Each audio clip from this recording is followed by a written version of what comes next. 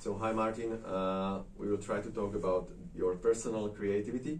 So my first question is, you have experienced several companies on the highest level, so can you pull out one creative inspiration or method you have go through and cannot forget it yet? Yeah, I think if we look around also here, I think one of the things we have done in several offices and have been practicing for several years is that we sit all together and we try to have an open office and open environment within the office where all the new either creative ideas or some inspirational ideas never get lost within the walls, but can be picked up by colleagues who can encourage the others to go forward and to go for these ideas. And I think especially if you have younger colleagues or colleagues who came from the different environment, it can be for them really encouraging that they can be very open and they feel that we are all on the one boat and nothing is being hidden or lost somewhere within the office space. And I think that's probably that's probably the first thing which came on my mind when it comes to like a creative environment. Perfect. So it's also part of the risk, and creativity and the risk is hand in hand. So you must be willing to take a risk in developing the creative skills and the new ideas and move them forward. So what's one of the biggest risks you have recently been willing to take in applying creativity / innovation? Yeah.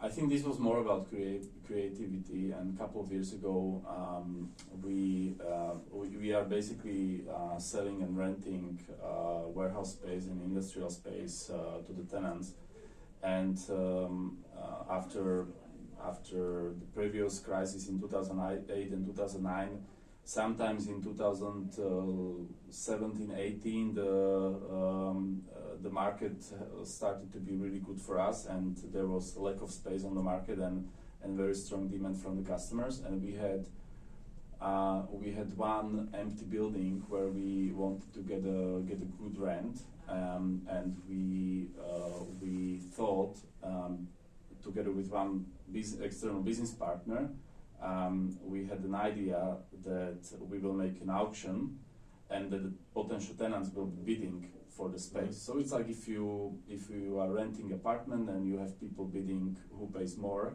that person will be able to rent the apartment. And our customers, our normal customers, they really hated that idea. And we had 2 days when they could come for a viewing to see the premises, and then we had a process and the dates when they could be bidding, like how much rent they would be able to pay.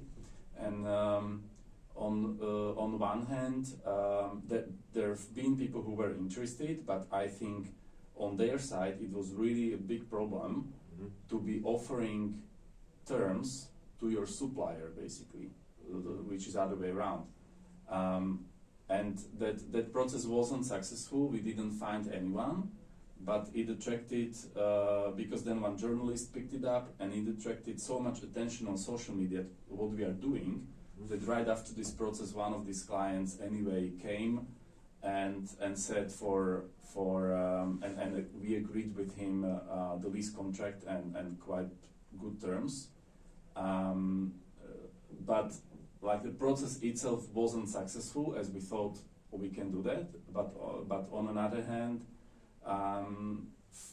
at the end, it really served strongly as kind of a marketing and visibility purposes, because it simply has been a very interesting topic people like to talk about and write about. So and it was very people think we are like stupid, or for many clients it could have been rude, but I think it was creative in a way. and we didn't mean anyhow to offend our customers, but maybe do the regular thing a little bit differently.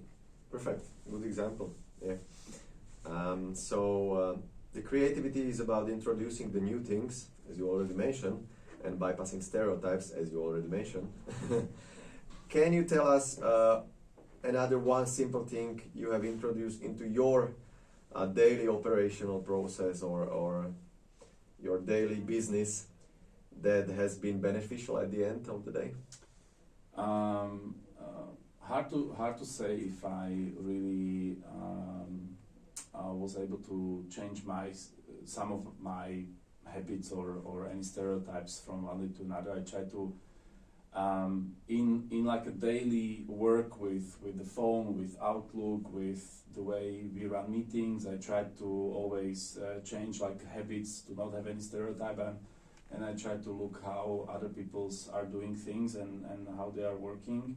But I like to criticize the generation of our parents, as our kids will criticize ours. But I think if you look at your older colleagues, let's say who are 55, 60, I think they stuck last 10 years of their career in the stereotypes, Mm-hmm. and I think you can watch them and really see what they are doing, and you will very quickly discover what you don't want to be doing, and what of these things are what they're supposed to change, and you can simply avoid doing the same mistakes or simply be the same. So I think that would be my advice would be look at people who do this wrong and simply try to do opposite maybe. Mm-hmm. Perfect. Thank you for answers.